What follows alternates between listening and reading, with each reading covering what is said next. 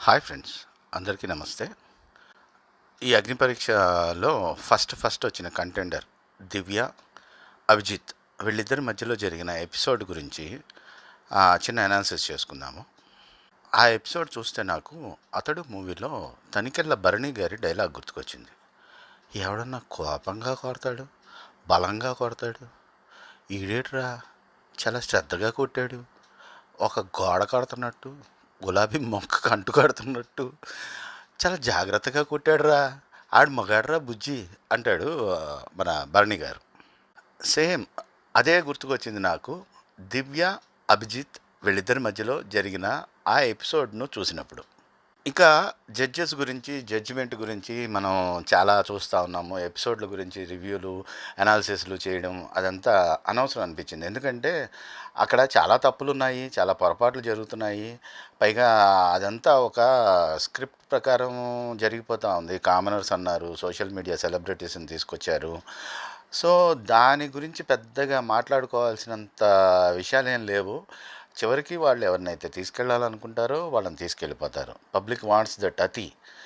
మీకు ఇరిటేషను, కానీ నాకు అదే ఎంటర్టైన్మెంటు అని నవదీప్ చెప్పారు కదా శ్రీజ దమ్ము గురించి. అలా వాళ్ళు ఏదైతే కొంతమందికి ఇరిటేషన్ అయినా కానీ కొంతమందికి ఏదైతే ఎంటర్టైన్మెంట్ అనుకుంటారో అలాంటి వాళ్ళను చూస్ చేసి సెలెక్ట్ చేసుకుని మరి లోపలికి పంపిస్తారు. సో ఈ అగ్ని పరీక్ష గురించి మనము విపరీతంగా డైసెక్ట్ చేయడము ఇవన్నీ అంత అవసరం లేదు. మనకు ఏవైనా ఎక్కడైనా ఇంట్రెస్టింగ్గా అనిపించిన వాటి గురించి మాత్రం మాట్లాడుకుందాం. అయితే జడ్జెస్ గురించి, జడ్జిమెంట్ గురించి నా ఒపీనియన్ ఒకసారి చెప్తాను. ఏంటంటే అక్కడ ఆ ఎపిసోడ్స్ మధ్యలో మనం గమనిస్తే ఒక జడ్జెస్ ఒక మాట అంటారు, అరగంటలో ఒకళ్ళను పూర్తిగా మేము స్టడీ చేయడం అనేది కుదరని పని అంటారు. అంటే వాళ్లకు ఒక్కొక్కళ్ళకు మ్యాక్సిమం హాఫ్ అన్ అవర్ అనే లిమిట్ ఇచ్చారు. ఏది ఒక్కొక్క కంటెండర్ను వీళ్ళు ఏ ఏ రకంగా పరీక్షించాలనుకున్నా, టెస్ట్ చేయాలనుకున్నా, ఏం చేయాలనుకున్నా మ్యాక్సిమం హాఫ్ అన్ అవర్ మాత్రమే ఒక్కొక్క కంటెండర్ మీద స్పెండ్ చేయగలరు వాళ్ళు. ఇక ఆ ఎపిసోడ్స్ మనం గమనిస్తే 2 డ్రెస్సులే మారాయి. అవి కొంచెం ముందు వెనక అయి ఉండొచ్చు. కానీ అంటే వెనకాల వచ్చిన కంటెస్టెంట్లను ముందు మనకు ఎపిసోడ్స్లో చూపించి ఉండొచ్చు ఎడిట్ చేసి, లాస్ట్లో వచ్చిన వాళ్ళను. అలాగే ముందు వచ్చిన వాళ్ళను లాస్ట్లో చూపించి ఉండొచ్చు. కానీ అక్కడ వాళ్ళ జడ్జెస్ మన అటైర్స్ చూస్తే, వాళ్ళ కాస్ట్యూమ్స్ మనం గమనిస్తే అవి రెండు సార్లు మాత్రమే మారాయి. అంటే 2 రోజుల్లో జరిగిపోయింది ఇదంతా. 45 మందిని 2 రోజుల్లో. వాళ్ళు జడ్జెస్ చెప్పిన దాని ప్రకారం మనం గమనిస్తే హాఫ్ అన్ అవర్ ఒక్కొక్కళ్ళకు మ్యాక్సిమం. ఒక్కొక్కళ్ళను ఒకవేళ కంప్లీట్ హాఫ్ అన్ అవర్ వీళ్ళు చూడాలి అనుకుంటే 45 మెంబర్స్ని చూడాలంటే 22.5 అవర్స్ పడుతుంది. ఈ 22.5 అవర్స్ను మనం మళ్ళీ 2 రోజుల్లోకి డివైడ్ చేసి చూస్తే ఒక్కొక్క రోజు కనీసం 11-12 గంటల పైన వీళ్ళు వాళ్ళతో స్పెండ్ చేశారు. ఇది అగ్ని పరీక్ష ప్రైమరీ ఫిల్టరేషన్లో మాత్రమే. ప్రైమరీ ఫిల్టరేషన్లో వాళ్ళు 6గురిని సెలెక్ట్ చేయడము, టాప్ 15కు 16 మందిని హోల్డ్లో పెట్టడము అనేది ఏదైతే జరిగిందో దీనికే 2 days పట్టింది వాళ్ళకు. అది కూడా ఒక్కొక్క రోజు 11-12 అవర్స్ కనీసం వాళ్ళు వర్క్ చేస్తే, వాళ్ళతో స్పెండ్ చేస్తే అప్పుడు మాత్రం వాళ్ళు 2 రోజుల్లో కంప్లీట్ చేయగలిగారు ఆ ఫిల్టరేషన్ను. సో ఈ ప్రాసెస్ డిజైనింగ్లోనే ప్రాబ్లం ఉంది. 2 రోజుల్లో 45 మందిని ఫిల్టర్ చేయడం అనేది అంత ఈజీ పని కాదు, కొంచెం హెక్టిక్.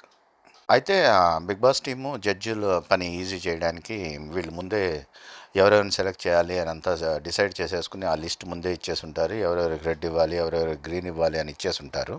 సో వాళ్ళ పని ఈజీ చేసి ఉంటారు. కానీ అక్కడైతే ఆ అరగంట వాళ్ళతో ఆ తలపోటు పడాల్సిందే కదా వాళ్ళు. వాళ్ళు ఏది చేసినా ఏం చేసినా వీళ్ళు క్వశ్చన్స్ అడగాలి, అవన్నీ చేయాల్సిందే కదా. చేయకపోతే వాళ్ళు బయటకు వచ్చి ఆ కంటెండర్ను హాఫ్ అన్ అవర్ టెస్ట్ చేశారు, నన్నేమో 3 minutesలో బయటికి పంపించేశారు అని బయటకు వచ్చి వాళ్ళు మాట్లాడితే గబ్బు గబ్బు అయిపోద్ది. సో సచ్చినట్లు హాఫ్ అన్ అవర్ ఒక్కొక్కరితో స్పెండ్ చేసి ఉంటారు. మనకంతా చూపించట్లేదు అంతే. కొన్ని చోట్ల మనం గమనిస్తే కొంచెం కరెక్ట్గా అబ్జర్వ్ చేయగలిగితే మనం, ఇప్పుడు 3rd ఎపిసోడ్లో సాయి కృష్ణ అని శ్రీకాకుళమా విజయనగరమా వచ్చాడు. అతన్ని మనం గమనిస్తే ఫస్ట్ వచ్చినప్పుడు ఇది 98 మెంబర్స్ నన్ను ప్రపోజ్ చేశారని చెప్పాడు. నెక్స్ట్ మీరు చేయగలరు అని మోటివేట్ చేశాడు నవదీప్‌ను. ఆ కంటెండర్‌ని గమనిస్తే లోపలికొచ్చేటప్పుడు టక్ గిక్కు చేసుకొని వచ్చాడు. బయటికెళ్ళేటప్పుడు టక్ లేదు అతనికి. అంటే వేరే ఏవేవో యాక్టివిటీస్ చేశాడు అతను. చేసేటప్పుడు ఆ ప్రాసెస్‌లో అతను లోపలికి వచ్చినంత టైడీగా బయటికెళ్ళేటప్పుడు లేడు. ఒకవేళ ఆల్రెడీ కంటెస్టెంట్స్ ఎవరెవరిని సెలెక్ట్ చేయాలి, ఎవరెవరిని సెలెక్ట్ చేయకూడదు అనేది ముందే డిసైడ్ చేసి స్క్రిప్ట్ ప్రకారమే నడిపినా కూడా శంఖంలో పోస్తే తప్ప తీర్థం కాదని ఆ ప్రాసెస్ని అయితే వీళ్ళు కంటిన్యూ చేసి తీరాల్సిందే జడ్జెస్. సో ఆ ప్రాసెస్ను వాళ్ళు నడిపించారు. దాన్ని మనకు కంప్లీట్గా చూపించట్లేదు.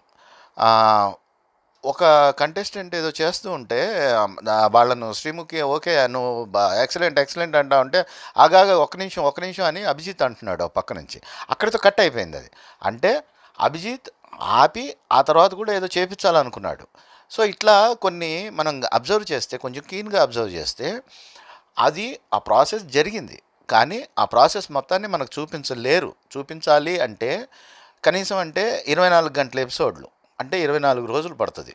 ఇది ఈ 45 మందిని ఫిల్టర్ చేసే ప్రాసెస్నే మనకు చూపించాలంటే 24 గంటల 24 ఎపిసోడ్లు అవుతుంది, 24 రోజులు అవుతుంది. 15 రోజుల్లో మొత్తం అగ్ని పరీక్ష అంతా.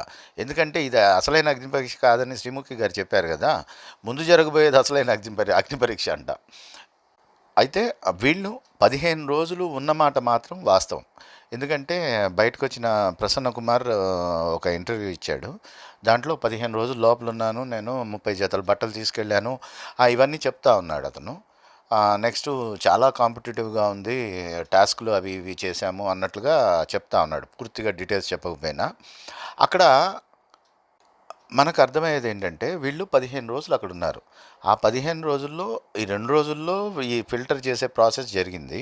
45 నుంచి వీళ్ళని ఇప్పుడు ఉన్న వాళ్ళని తీసుకొచ్చుకున్నారు.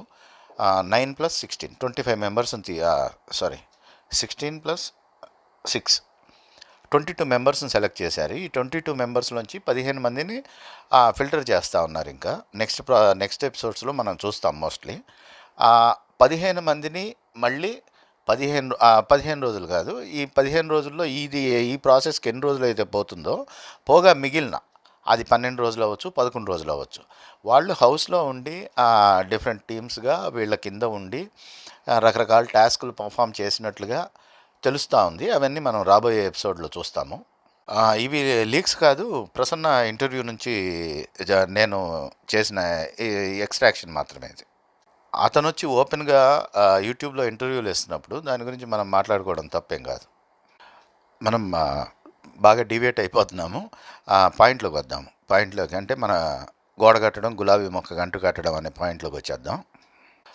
దివ్య గారు ఆవిడ ఎంట్రీ ఇచ్చిన పద్ధతి చూస్తే ఆవిడ కొంచెం ఓవర్ థింక్ చేసి నేను చాలా స్మార్ట్గా ఆలోచిస్తున్నాను, నేను చాలా డిఫరెంట్గా ట్రై చేస్తున్నాను అని ట్రై చేసినట్లు అనిపించింది ఆవిడ ఎంట్రీ చూస్తే. ఆ నైటీ వేసుకుని, డ్రెస్ మీద నైటీ వేసుకున్నారులేండి, డ్రెస్ కనపడతా ఉంది మనకు. ఆ డ్రెస్ మీద నైటీ వేసుకుని నోట్లో బ్రష్ పెట్టుకుని రావడము, ఇక్కడ మనం మనలాగా ఇంట్లో ఉన్నట్లా ఉండడం కరెక్ట్ కదా అన్నట్లు అన్న ఓపెనింగ్ సెంటెన్స్ చూస్తే ఆవిడ కొంచెం అవసరానికి మించి ఆలోచించే టైప్ అనిపించింది నాకైతే. చాలామంది వచ్చారు, వాళ్ళందరూ నీట్గా టైడీగా డ్రెస్అప్ అయ్యారు, వచ్చారు, వాళ్ళని అడిగినవి చేశారు, వాళ్ళు చేయగలిగినవి రిక్వెస్ట్ చేసి చూపించారు, ఇవన్నీ చేశారు. ఆ హాఫ్ అన్ అవర్ ఇంటర్వ్యూను వాళ్ళు ఫేస్ చేశారు. ఒకవేళ ఆవిడ చెప్పినట్లుగా అలా ఉండడమే ఆమెలాగా ఉండడం అయితే మాత్రం ఆమె చాలా అతి చేస్తున్నారని అర్థమవుతుంది. ఖచ్చితంగా ఆ క్వశ్చన్ అభి ఏదైతే క్వశ్చన్ అడిగాడో, మీకు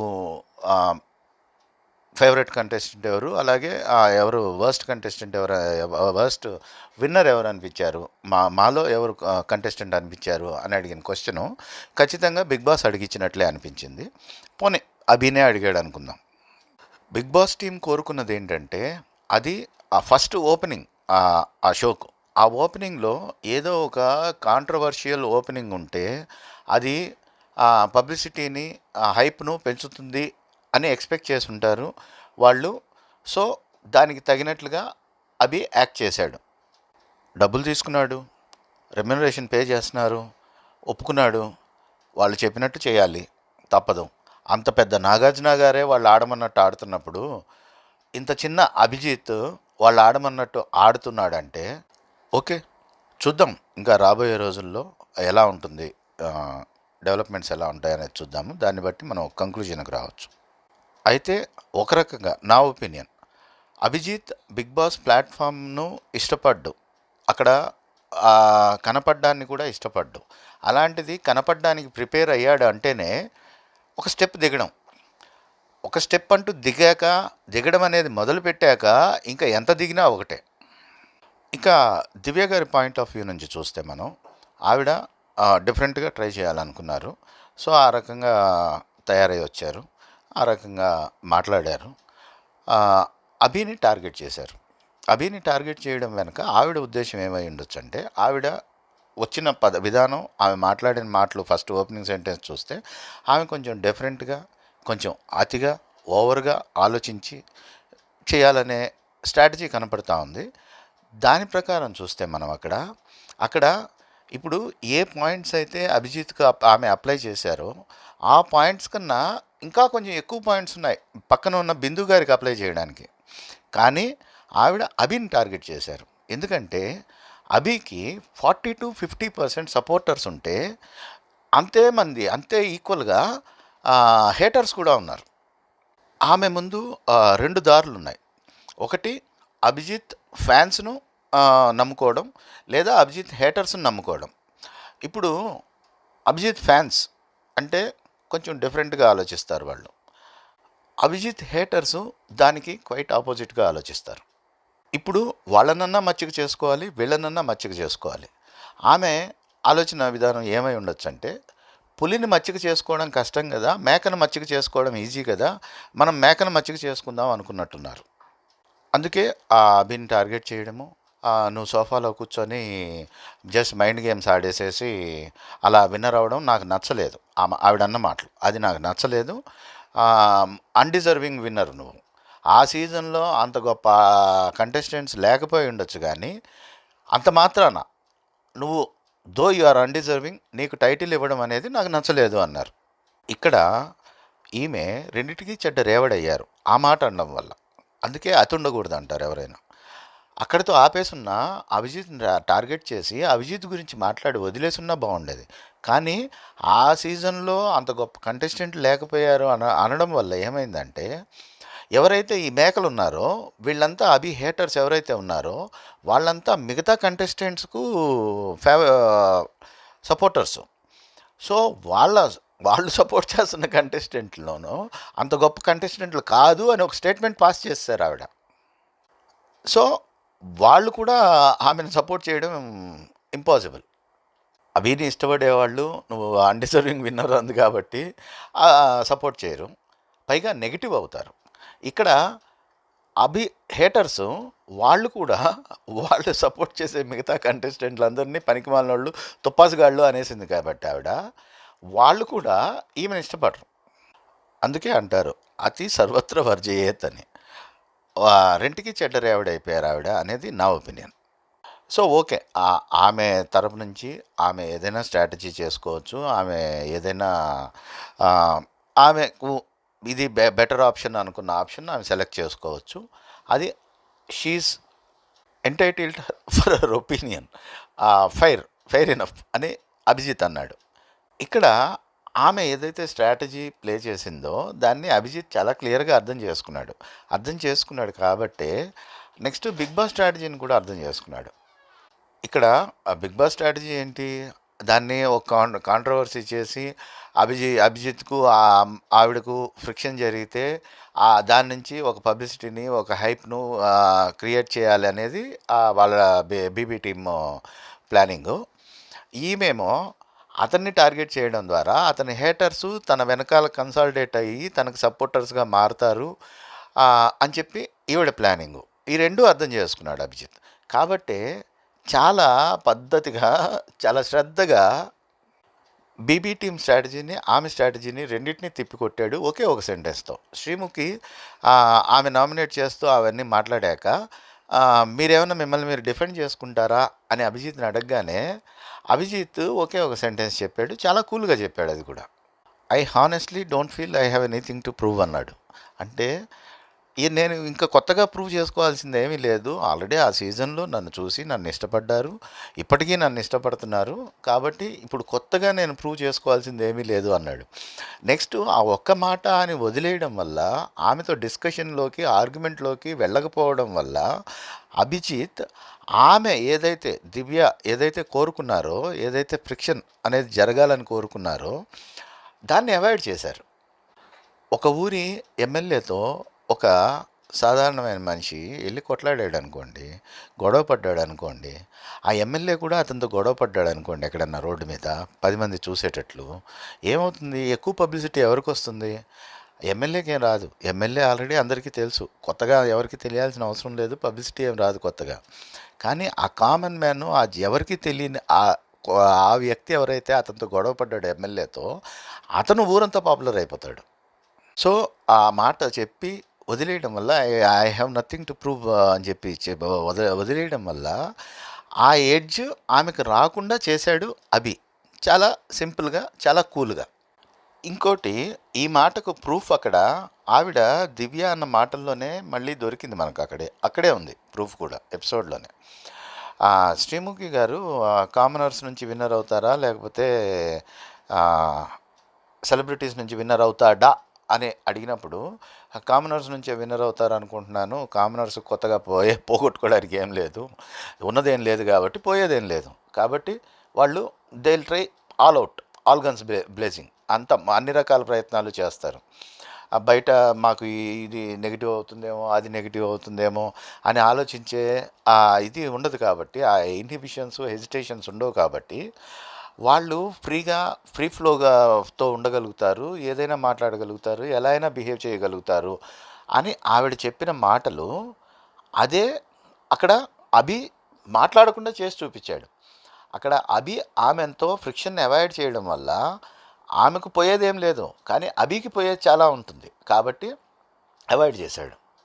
కానీ అక్కడ ఏదైనా ఫ్రిక్షన్ జరిగినా, ఏదైనా ఆర్గ్యుమెంట్ జరిగినా అది ఆమెకు ఫెచ్ అయ్యే అవకాశం ఉంది. ఆవిడ యాటిట్యూడ్ నచ్చలేదు కాబట్టి ఆవిడకి ఆ ఫెచ్ అయ్యే అవకాశాన్ని, ఆ అడ్వాంటేజ్ను లేకుండా చేశాడు అభి, డిస్కస్ చేయకుండా, ఆర్గ్యూ చేయకుండా. పైగా ఇంకొక మాట అన్నాడు, let's hope people will agree with you అన్నాడు. అంటే అక్కడ నేను నీతో అగ్రీ అవ్వట్లేదు, I'm not concurring with you, people కూడా కంకర్ అవుతారని హోప్ చేయి అంతే తప్ప జరుగుతుందని లేదు అన్నట్టుగా చెప్పాడు. ఇక ఆ తర్వాత అభి ఎందుకు గ్రీన్ ఇచ్చాడు, రెడ్ ఇవ్వకుండా? అక్కడ అభి ఒకవేళ రెడ్ ఇచ్చుంటే అభిజిత్, ఖచ్చితంగా అది ఆమెకి అడ్వాంటేజ్ అయ్యి ఉండేది. అభికి డిసడ్వాంటేజ్ అయ్యేదా, నెగిటివ్ అయ్యేదా అవన్నీ తర్వాత సంగతి, కానీ ఆమెకి అడ్వాంటేజ్ అయ్యి ఉండేది. సో ఆమె ఆర్గ్యూ చేసింది కాబట్టి ఆమెకు రెడ్ ఇచ్చాడు గ్రీన్ ఇవ్వకుండా అభి అని, అదొక డిబేటింగ్ ఇష్యూ అయ్యేది, డిబేటింగ్ పాయింట్ అయ్యేది. ఆ డిబేటింగ్ పాయింట్ లేకుండా చేశాడు గ్రీన్ ఇచ్చి. పైగా ఇంకొకటి ఏంటంటే, గ్రీన్ ఇవ్వడం వల్ల ఆమెను హోల్డ్లో పెట్టకుండా, నెక్స్ట్ రౌండ్కి వెళ్ళకుండా డైరెక్ట్గా టాప్ 15కి వెళ్ళేటట్టు చేశాడు.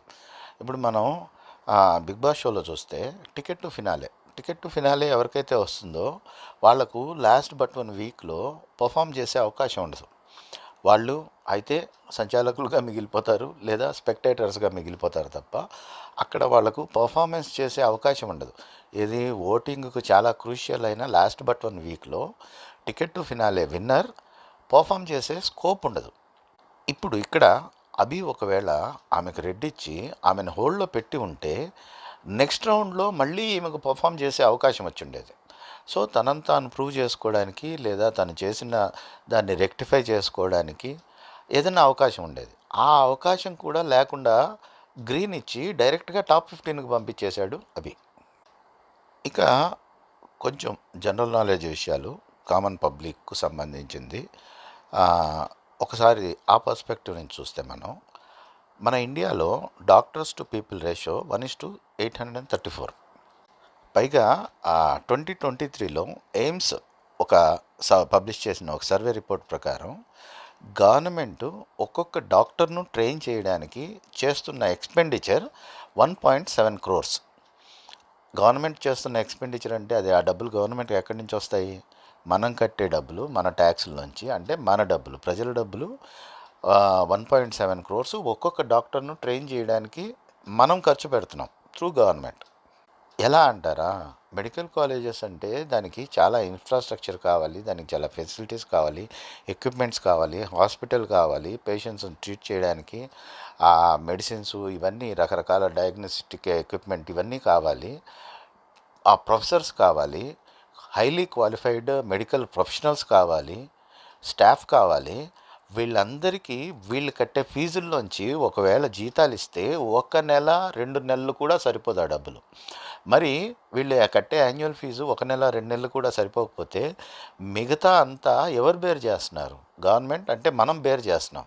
అంటే మన డబ్బులు 1.7 crore మనం ఆవిడ డాక్టర్గా ట్రైన్ అవ్వడానికి ఖర్చు పెడితే ఆవిడ కొన్నాళ్ళు నేను డిస్కంటిన్యూ చేసిన లేదా పోస్ట్ పోన్ చేసిన నా కోర్సును నా ప్యాషన్ కోసము పెద్ద నష్టమేం లేదు నాకు అంటుంది. కానీ కామన్ పీపుల్ 834 పీపుల్ ఒక డాక్టర్ను 1 సంవత్సరం మిస్ అవుతున్నారు. ఆమె ప్యాషన్ కోసం మన డబ్బులతో డాక్టర్ కోర్స్ చేరి చదువుతూ ఫైనల్ ఇయర్లో ఆవిడ 1 year డిస్కంటిన్యూ చేయడం వల్ల 830 పీపుల్ ఎవరైతే మనం డబ్బులు ఇచ్చామో ఆమె చదువుకోవడానికి, వాళ్ళు దే ఆర్ ఎట్ లాస్, అంటే వీఆర్ ఎట్ లాస్. మరి ఇప్పుడు ఒక సాయి పల్లవి, ఒక శ్రీలీల, ఒక దివ్య నిఖితానో ఏదో అన్నారు కదా ఆవిడ పేరు, అనే ఆవిడ డైలాగ్ గురించి మీరేమంటారు?